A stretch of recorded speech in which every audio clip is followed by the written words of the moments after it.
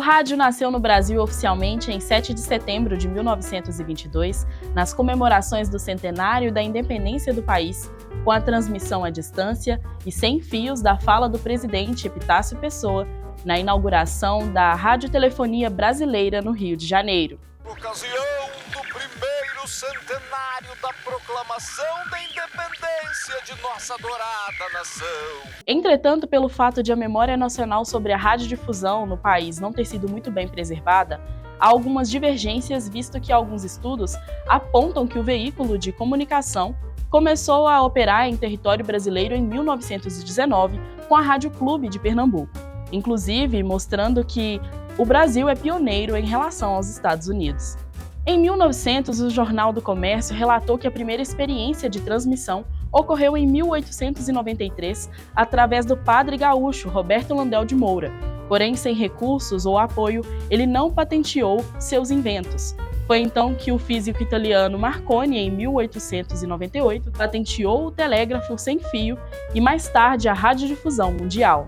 Há registros de que 3 anos antes, em 1919, já existia a Rádio Clube de Pernambuco. A rádio mais antiga do Brasil seria a Rádio Clube de Pernambuco. Mas foi através de Roquete Pinto, médico que pesquisava a radioeletricidade, que surgiu a Rádio Sociedade do Rio de Janeiro, com a primeira operação oficial no dia 30 de abril de 1923, após convencer a Academia Brasileira de Ciências a patrocinar a emissora.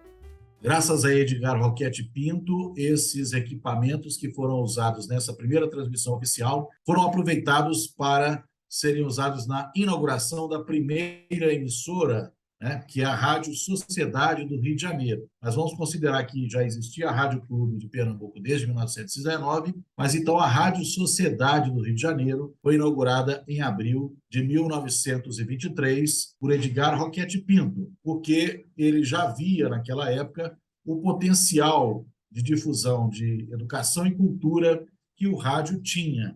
Com essa atitude, ele ficou conhecido como o pai do rádio brasileiro. Inclusive, sua data de aniversário, 25 de setembro, se tornou o Dia do Rádio.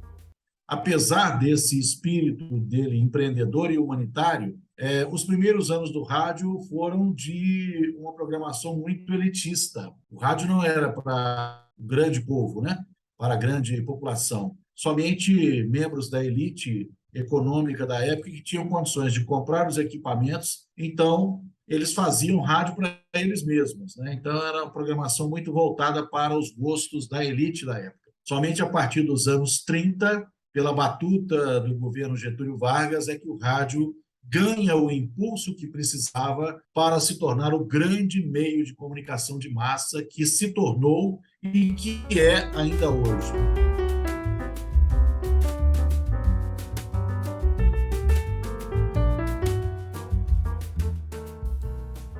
Escutar rádio era uma experiência coletiva e familiar. Reunir-se em torno do aparelho e apreciar a música, a informação, o esporte ou os programas de entretenimento era um ritual raramente realizado individualmente. Foi na chamada Era de Ouro do Rádio que surgiram as radionovelas, os programas humorísticos, musicais, esportivos e acesso às notícias locais, nacionais e mundiais. Então, uma das grandes atrações da década de ouro do rádio foram as radionovelas. Atores e atrizes começaram sua carreira no rádio, alguns depois migraram para a televisão. E também animadores de auditório. Os programas de auditório começaram no rádio, lotavam os auditórios. A Rádio Inconfidência tinha um auditório, onde é hoje a rodoviária, tinha um prédio onde funcionava a feira de amostras e a Rádio Inconfidência. Então, as pessoas iam pessoalmente a participar dos programas. Como os programas viviam lotados, os auditórios viviam lotados, aí as pessoas corriam para casa para poder acompanhar em casa pelo rádio e não perder os seus principais ídolos. Apesar dessa trajetória visando o crescimento do rádio, foram décadas no ar sem atos regulatórios, já que o Poder Executivo ficou praticamente ausente. Somente em setembro de 1934, com a outorga de uma nova Constituição, concluída sob forte influência do governo revolucionário, Getúlio Vargas foi novamente empossado como presidente da República e instituiu o Departamento de Imprensa e Propaganda, que impunha controle de conteúdo nas transmissões. Em 1937, começaram as vendas de receptores e de ondas curtas no Brasil. Mas foi em 1938 o ano divisor de águas, pois o país parou para ouvir as transmissões dos Jogos da Copa do Mundo, sediada na França, se rendendo ao jornalismo radiofônico. Com a chegada da TV também chegou a necessidade de pensar no Código Brasileiro de Radiodifusão. Somente em 1958, com Juscelino Kubitschek na presidência, surgiu um amplo projeto de código apresentado pela bancada da UDN. Seu autor era o deputado radialista Nicolau Turma. Foi o ex-ministro e presidente do Senado, Alexandre Marcondes Filho, que ficou encarregado de levar ao Senado um projeto mais amplo, denominado Código Brasileiro de Telecomunicações. Com João Goulart no poder, após renúncia de Jânio Quadros, cabia a ele o ato final de sancionar o primeiro Código Brasileiro de Telecomunicações do país, em 1962. A resposta de Jango foi o veto de 52 artigos, o que o Congresso derrubou. Assim, em 1967, foi criado o Ministério das Comunicações, no dia 25 de fevereiro. Trazendo essa história para Minas Gerais, as primeiras emissoras mineiras surgiram de forma amadora, mas com grande potencial. Inclusive, a Rádio Sociedade de Juiz de Fora, na Zona da Mata, foi a primeira do estado, fundada em 1º de janeiro de 1926, mas é na década de 30 que o veículo se fortalece em solo mineiro. Então, o rádio em Minas Gerais começa um pouco como o rádio no Brasil, de forma amadora. Tanto que todas as primeiras emissoras são chamadas de rádio sociedade, rádio clube, porque eram clubes de amigos, uma pequena sociedade de amigos que mantinha uma emissora, uma programação por algumas horas, porque pensava no potencial daquele meio de comunicação oral para falar para uma população que, na maior parte, não tem acesso a meios impressos de comunicação, porque a maioria era analfabeta, né? O índice de analfabetismo na época era muito grande. Então, os pioneiros do rádio pensam numa emissora de rádio com esse potencial de levar música, cultura, educação, informação à população. Mas surge de forma amadora. A história do rádio é cheia de controvérsia, porque a gente não tem uma memória do rádio, a gente não tem muitos registros,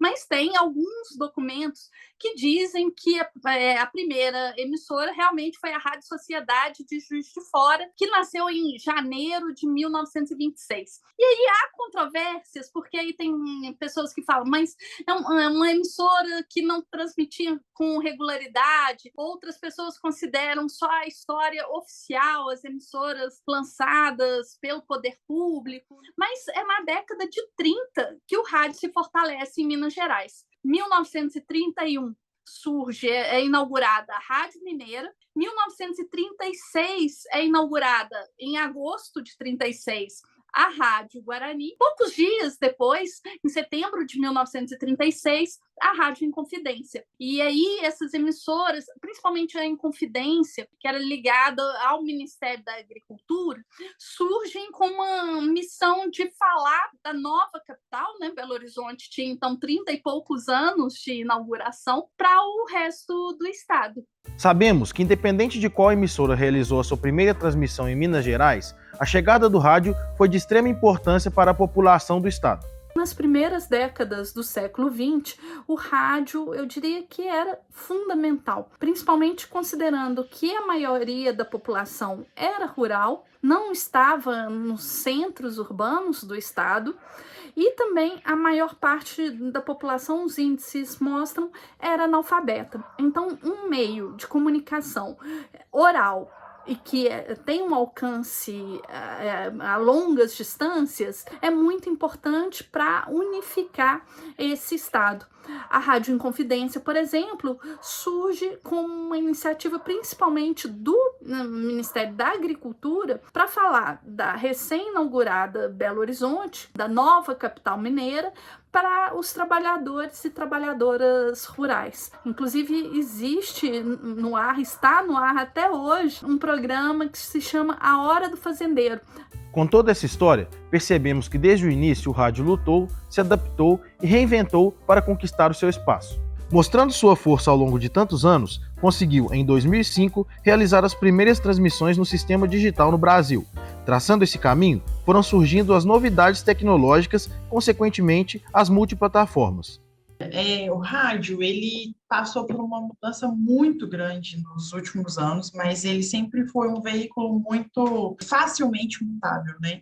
E ele se adaptou muito bem a essas novas tecnologias. Hoje em dia, os nossos formatos de consumo, né, são muito mais multiplataformas. Hoje a gente não consome só rádio, TV e jornal, hoje a gente consome uma infinidade de coisas na internet também, que não é só a internet, né? Então, o rádio, ele veio junto com isso também, ele trouxe tudo isso, porque o rádio, na verdade, ele é um universo de conteúdo, né? Essa entrada do rádio para o multiplataforma nada mais é do que o rádio sendo rádio em outros locais, em outros lugares. E o rádio, ele sempre teve uma entrada muito fácil, né? Prova disso é que ele é um veículo que tem uma presença na comunidade muito forte, ele tem uma presença física nas ruas, nos estúdios, no contato pessoal muito forte. Então, o rádio multiplataformas é o rádio sendo o rádio, né? Não precisando mudar, não precisando modificar o seu conteúdo para ir a outra plataforma. O rádio multiplataformas, ele é um universo criado ali pela emissora que continua sendo, tendo a cara que ela tem no rádio, tendo a característica dela, mas tudo isso dentro de um universo em que ele pode ser encontrado em qualquer lugar que você procurar, seja no visual, né? Nas redes sociais, na internet, ou seja ali no dial mesmo, no seu aparelhinho de rádio, no seu carro, no seu fone de ouvido. A relevância e a audiência do rádio continuam bastante sólidas, apesar de todas as mudanças. Nesses 100 anos de história do rádio no Brasil, a gente tem uma relação do brasileiro muito afetiva com o rádio. A gente que convive no dia a dia, né, de uma emissora, a gente vê que as pessoas, elas gostam, elas têm os locutores, né, os comunicadores como amigos, como companheiros de dentro de casa, e a gente tem como desafio continuar abrindo essa porta de comunicação entre o radiodifusor e a pessoa que o ouve, que o acompanha, né, que hoje em dia a gente não só ouve o rádio, a gente assiste o rádio, a gente vive no meio de rádio. Eu acho que nesses 100 anos a gente criou uma história muito baseada no contato próximo ali com a nossa audiência. Eu acho que nenhum meio de comunicação tem uma relação tão afetuosa com o seu ouvinte comunicador, né, das pessoas que fazem, as pessoas que consomem o rádio. E esse é o maior bem que a gente tem. E eu acho que hoje o grande desafio que a gente enfrenta é de realmente adaptar essa linguagem, esse afeto, toda essa ponte que foi construída entre a audiência, entre anunciante, né, também, que é muito importante para a construção do rádio, e entre o radiodifusor, de a gente expandir esse universo para todas as possibilidades que a gente possa aproveitar. E eu acho super importante, quando a gente considera esse contexto multiplataforma, né? A gente sempre pensa primeiro no digital, mas eu acho que a gente precisa muito pensar também num contexto pessoal, sabe? Ainda mais no que a gente está vivendo agora, que é um pós-pandemia, que as pessoas estão ansiosas por se encontrar novamente, por se ver, por ter aquele contato pessoal. Uma coisa muito forte do rádio é que ele sempre teve esse contato pessoal muito próximo, e teve, né, por ter essa relevância regional, é muito fácil você ter contato com a sua audiência. Então, o rádio, ele precisa pensar no multiplataforma, sendo digital, mas o multiplataforma não só como digital, ele precisa pensar no multiplataformas como estar com a comunidade, como ser relevante na comunidade que eu atuo. E isso envolve você estar presente, você ir a campo mesmo, fazer coberturas, fazer ações em que você encontre com as pessoas. E eu já vi isso várias vezes, assim, dos dois lados do balcão. Você promove esse encontro e você cria ali um laço de fidelização mesmo do que você oferece para quem te consome. Eu acho que esse é o maior bem que o radiodifusor tem conseguido manter nesses 100 anos do rádio do Brasil, mesmo com todas as mudanças, mesmo com todas as dificuldades que a gente sabe que são muitas, é muito difícil fazer rádio no Brasil hoje, com todo o mercado, né? Mas faz parte, assim, do nosso trabalho como radiodifusor, provocar essas mudanças e atuar em todos esses meios para provar que aquilo que a gente que trabalha no meio, a gente já sabe que é extremamente relevante, que está se reinventando todo dia e que tem possibilidade de crescer muito ainda e de se reinventar muito mais esses próximos 100 anos. Após 100 anos, a expectativa do veículo de comunicação é seguir cada vez mais vivo e convicto de que o futuro a ele pertence. Ele é um veículo, digamos, dá para classificar como um camaleão, né? Cada nova tecnologia, ele foi embarcando de uma maneira tão natural, e isso nos dá uma previsão de que sim, ele tem um futuro aí pela frente muito assim expressivo, né? Porque ele chega ao seu centenário aqui no Brasil de uma maneira muito especial, em consumo elevado do seu conteúdo, ele presente em praticamente todos os novos dispositivos que surgiram, e ele embarcando de uma maneira muito assim, atendendo ao ouvinte, né? Onde o ouvinte está, ele está entregando conteúdo, e agora com formas complementares, como os podcasts, como o vídeo, né, o rádio com imagens. Então, a gente tem uma série de conteúdos complementares que o rádio está embarcando. Então, para qualquer modelo de negócio hoje em dia, é muito difícil você traçar um futuro, como será daqui 5, 10 anos, porque as mudanças são muito grandes. Mas o fato dele ser adaptável e ele também contar com a sua credibilidade em alta, companheirismo, ser em áudio. O áudio é importante porque ele não compete pelo principal ativo das pessoas, que é o tempo. Todo mundo briga pelo tempo das pessoas. Então, como ele é companheiro e ele está presente dessa forma ao longo do dia e ele se adapta, a gente com certeza tem uma possibilidade de relevância por mais 100 anos, quem sabe? Então, a gente acredita muito nisso. Por chegar ao centenário dessa maneira, por ter vários momentos de dúvida ao longo de sua trajetória, como o surgimento da televisão, o surgimento da internet, que sempre colocou o rádio em xeque, e ele se adaptou. Foi muito rápida a resposta dele. Então, dá para dizer que eu acho que os ouvintes foram que mais responderam sobre essa pergunta de se o rádio vai continuar relevante, se ele vai continuar existindo, porque eles sempre embarcaram nessa novidade. Então, eles nunca deixaram de acreditar no rádio. Eu acho que talvez isso seja a nossa grande lição nesse momento.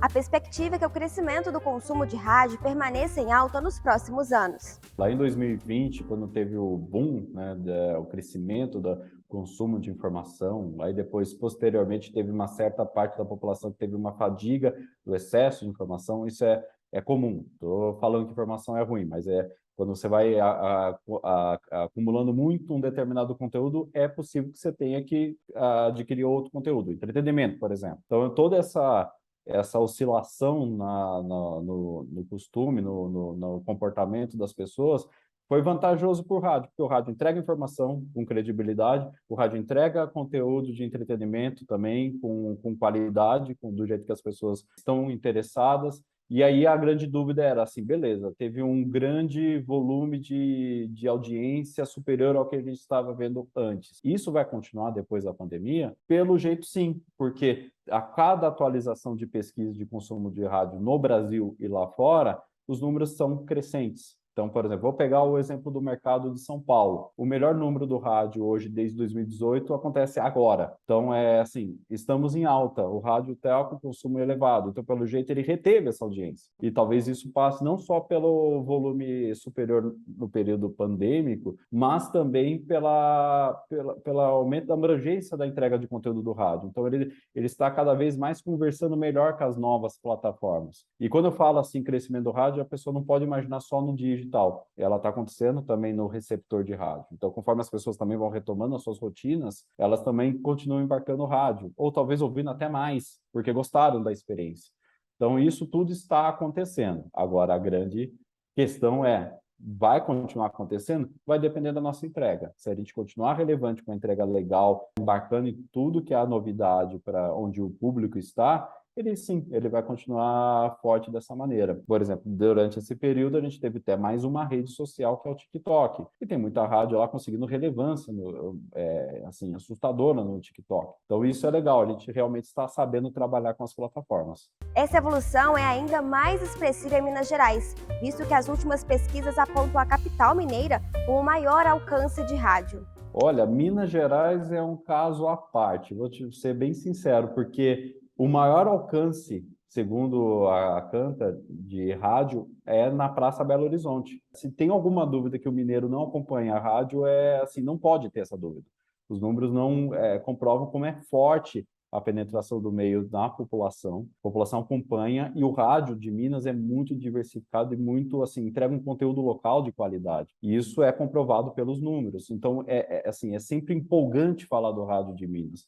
Não é só o rádio de Minas que é muito forte, claro, o rádio no Brasil inteiro ele tem uma relevância assim consistente e muito considerável. A rádio do Rio de Janeiro, por exemplo, é muito forte também. A rádio de São Paulo está em alta. Mas esses dados sobre Minas Gerais, em especial a Praça de Belo Horizonte, que é replicado no estado inteiro, eles são muito especiais mesmo. Mostram como o rádio ele consegue conversar muito bem com a população. Ele entende a população, ele está no costume do mineiro. Então, isso é algo muito especial, não só na entrega de conteúdo, mas a gente vê iniciativas no digital das rádios de Minas que são incríveis. Elas são, assim, cases para o mercado de rádio. Então, assim, Belo Horizonte é a praça que está mais próxima. Claro que a gente não pode comparar pesquisas diferentes, né? O que é a metodologia feita lá fora é uma e aqui é outra. Mas, se a gente pegar só o número frio assim, ele é o que mais está próximo do alcance dos grandes mercados do mundo, como Estados Unidos, Reino Unido, que é próximo de 90%. Então, são números incríveis e isso é resultado do que é feito pelos profissionais de rádio e pelas emissoras de rádio. Fora os investimentos que a gente viu nesses últimos 2 anos, durante período de pandemia, dificuldades, a gente vê várias novidades no dial, emissoras tradicionais se mexendo de uma forma incrível. Então, a entrega de conteúdo está incrível e realmente há um investimento crescente em rádio, em especial em Minas Gerais. Para o futuro do veículo de comunicação, a modernização é a grande chave. Eu acho que tem uma questão interessante nesse centenário do rádio, que eu acho que assim, a gente sempre tem que passar pela história, sempre. A gente tem que ver o que aconteceu lá atrás, relembrar os momentos importantes, revisitar eles. A gente nunca pode apagar a história, até para entender o porquê e como que a gente chegou no momento que nós estamos. Mas tem um ponto importante desse centenário do rádio, que é como que várias emissoras estão digamos assim, se mostrando nesse centenário como algo moderno, porque o rádio é moderno. Centenário parece algo assim de muito tempo, muito antigo, e de fato tem uma trajetória longa aí que a gente conhece muito bem do rádio, mas ele está chegando nesse seu centenário se mostrando como um veículo muito moderno, muito atual, embarcado em todos os tipos de dispositivos mais modernos que existem. Se entrega áudio, tem rádio. Então, assim, rádio acaba sendo uma maneira de entregar conteúdo, e ele vai se adaptando, vai adquirindo através do vídeo, do podcast, qualquer outra forma. O rádio está até nos nossos relógios inteligentes, então tem como embarcar em todo lugar. Eu acho que a mensagem que o rádio brasileiro está passando desse centenário de modernidade é fundamental, porque isso mostra como ele se adapta e como ele tem um longo futuro pela frente. O rádio é o veículo de comunicação que dá voz à sociedade, abraça, acolhe, é humano e por ser resiste. Após 100 anos de história no Brasil, a única certeza que temos é que, apesar de qualquer situação, teremos um amigo fiel a todo momento e em todo lugar. Ao rádio, o nosso muito obrigado.